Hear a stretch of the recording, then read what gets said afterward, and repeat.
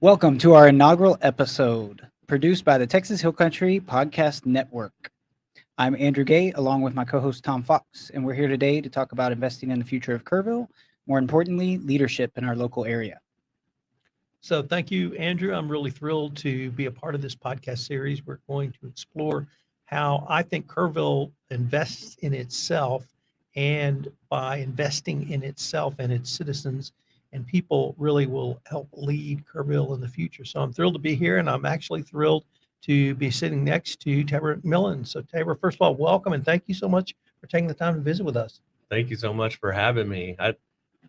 Andrew reached out about it, and I'm excited to be here. Didn't know it was going to be the first episode, so we'll see how it goes. But thank you guys so much for having me. Kerrville means a lot to me, my family. So I'm glad to be here, be able to talk it up a little bit, and we'll see how this all goes. Tabor, could you tell us your professional background? Yes, sir. So I am a banker by trade. I'm vice president over at Happy State Bank. I've been in banking now for about 10 years. Been with Happy State for about 5.5 of those. I started with the bank up in Lubbock and then moved down to Kerrville in 2018. So been down here for about, I guess, 4.5 years, and we absolutely love the Hill Country. Got a wife, got 2 kiddos.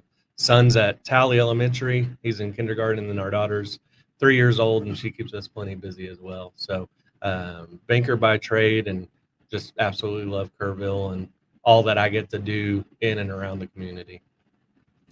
Thank you for that, Tabor. I think you want to share a little bit about, obviously, well, I guess a little bit of backstory is I myself am involved in leadership Kerr County. That's how you and I kind of met and kicked off our friendship. And I am now part of the steering committee along with yourself.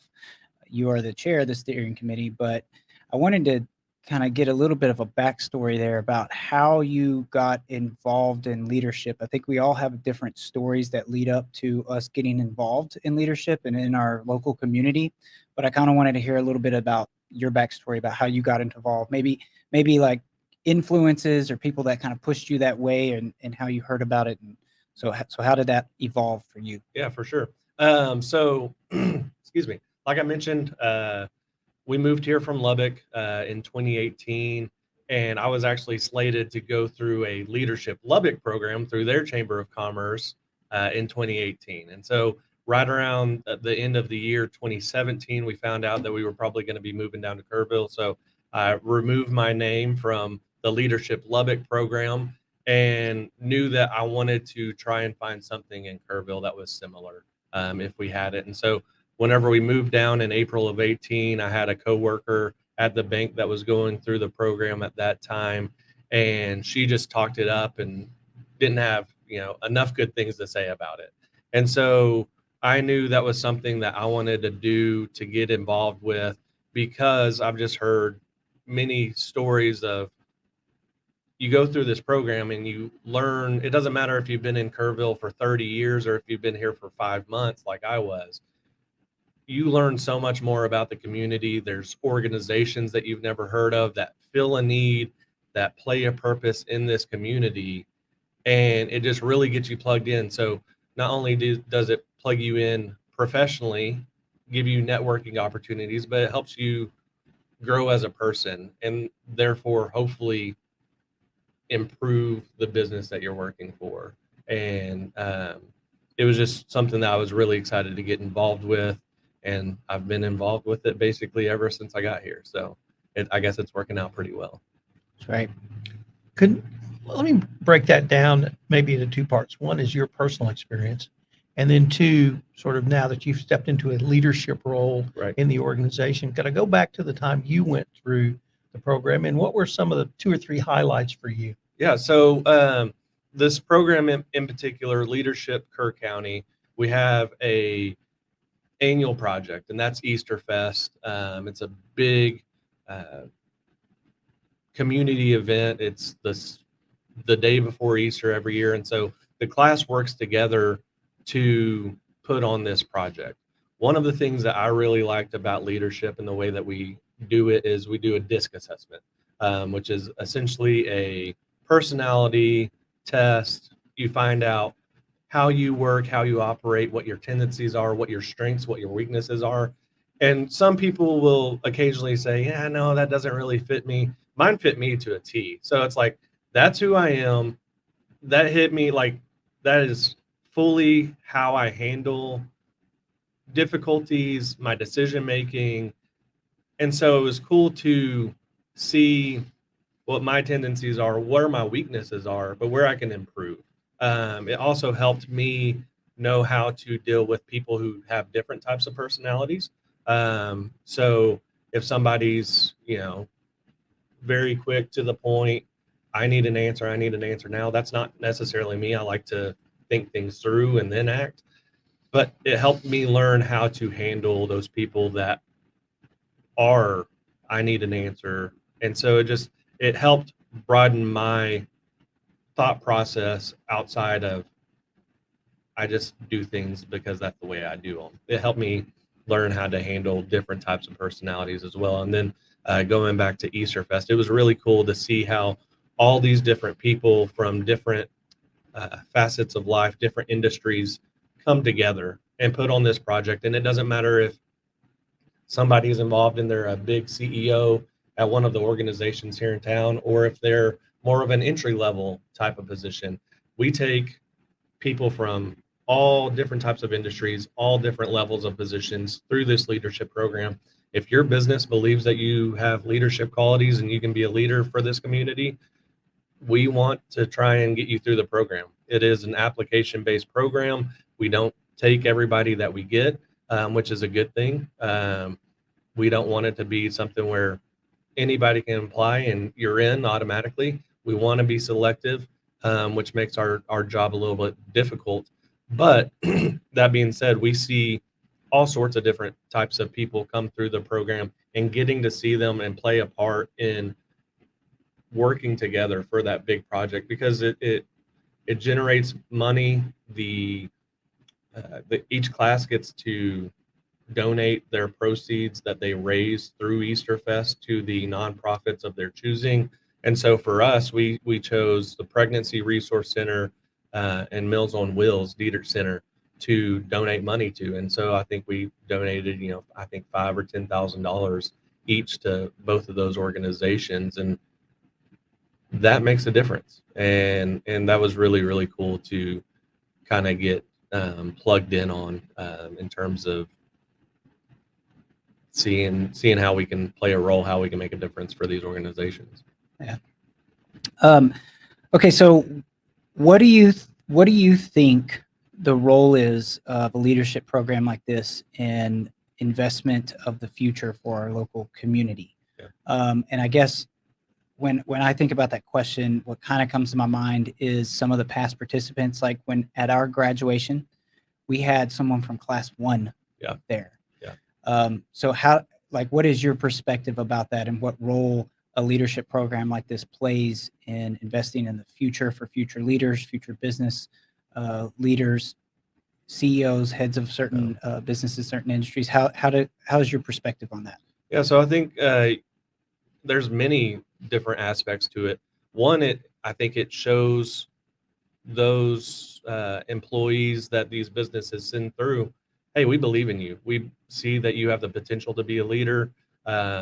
We want you to step up to be a leader. And it's not an easy program. We ask a lot of these participants, and ask a lot in terms of time commitment outside of work. And so you're positioning these people to step up and to be a leader, to learn more about who they are, how they operate, and that in turn hopefully produces a better business community across the city. And just in terms of people that I've known, that I've met through this program, great friends. Like, a big group of my friend base is people that I've met through leadership. And that's friendships, that's future referrals, because we're all in the business world, and it is quite a bit about who you know. And so it helps networking. And so that also is a big part of it. And then I think lastly, it just it gives you the opportunity to learn more about Kerrville. What makes Kerrville? And I'll hopefully go to my grave saying that Kerrville is the best community in the world, because we absolutely love Kerrville, and it highlights areas where you can get involved. So through leadership, I've been able to get plugged in with Habitat for Humanity. I'm the treasurer for Habitat for Humanity. I've been on the board nearly for, I guess, right around 4.5 years. I got on there not long after we got here. Obviously involved with steering committee.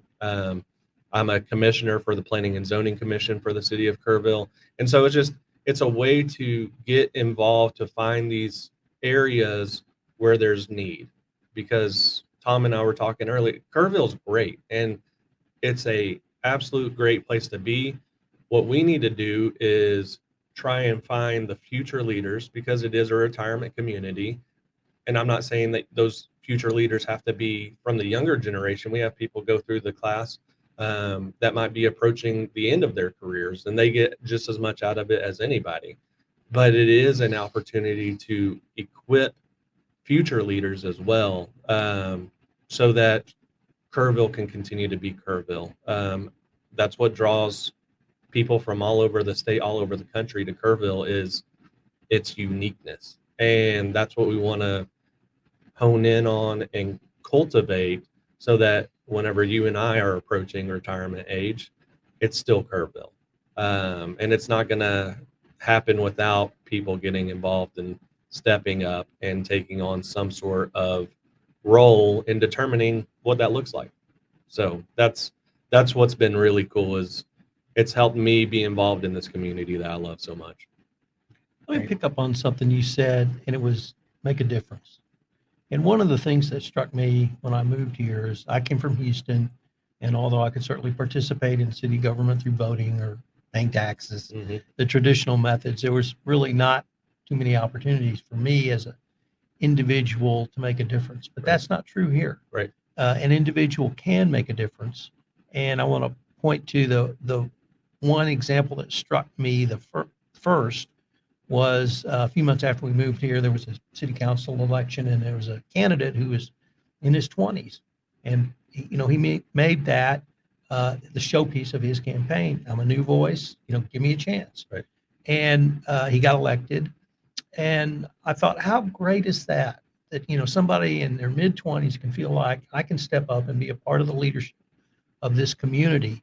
But and then the more I read the paper and talked to people, you really can make a difference. An individual can make a difference here, and they can make a difference in anything from arts to sports to water conservation to Habitat to Humanity, and probably 150,000 things in between. Right. So I wondered maybe if you could talk about how the experience of the leadership program can help people to make a difference in the area they are passionate about. Right. Yeah. So we go through, it's a 9-month course. We meet once a month. It's usually on Tuesday. It's all day, and we highlight a different area of Kerrville each month. So last month it was Education Month. So we hear from principals at the school districts. We toured the new middle school, which is pretty phenomenal. We went out to Ingram and spoke with their leadership as well. And then next month, it's Economic Development Day. And so we're going to learn about some of the big corporations that are here, that are bringing in employment, that have plans for big development. That being said, each month is something a little bit different, right? And so if I might not get a ton out of Education Day, maybe I'll get more out of Economic Development Day, because we all have different personalities. But we also highlight different organizations, different needs, whether it's the KEDC or Kerrville Economic Improvement Corporation. There are all of these things that go into making Kerrville better. And it's stuff that I didn't know about before I got involved, in terms of, the 4B sales tax, of these portions of the dollars go to improving Kerrville. Well, there's essentially a board that gets to determine where we spend those dollars. The river trail was funded from those dollars, and that's a quality of life improvement that people get to play a role in, that you get to go and you can have your voice heard. You can go to those meetings. We also encourage our class members to, it's a requirement that they have to go to either city council, planning and zoning, school board meeting, some sort of community public hearing meeting, so that they can show up and see, this is how it works. This is how your voice can be heard. And we, at planning and zoning, I've got a planning and zoning meeting tomorrow. Those public hearings can sometimes last 2 or 3 hours, and it's because people care about Kerrville. And that's why whenever I first got on the commission, I wanted to make it very clear, I'm on here because I love Kerrville, and I want to make sure that Kerrville remains Kerrville. We don't want it to change. It's unique and it's great, but we have to be, aware and thoughtful in how we handle our planning and zoning going forward. And so that being said, each month we get to see a little bit different of an aspect of the city. One month in particular that really, I think, piques people's interest is the nonprofit day, and I think that's in April. And so we'll have probably 20 different nonprofits come out and talk to us about what role they play in the community, because those nonprofits are kind of the gap fillers of, where the private sector and the public sector don't necessarily overlap. You get a Habitat for Humanity or a United Way or whatever the case is, and those still play a very important role. And I think that's the day where most of the class is going to say, oh, okay, this is something I can get behind, whether it's Habitat or Kerrville Pets Alive, whatever, they're passionate about, because I'm a full believer of, you don't just need to get involved to be involved. You need to get involved for something that you're passionate about. And so that's why, I've done Habitat for Humanity. It's something that I care about. I think that people need houses, and that's my service through that is a small thing that I can do to try and help make that happen. Yeah. Good. Okay. Thank you. Did you have any other final questions, Tom? Nope. I just wanted to thank you so much for being our first guest I'm glad to be in here. this podcast series. It's exactly what I was hoping for, to bring forward how Kerrville is investing in itself and building a pipeline of leaderships for the future. So thank you again. No, thank you guys for having me. I really appreciate it. Thank you, Tabor.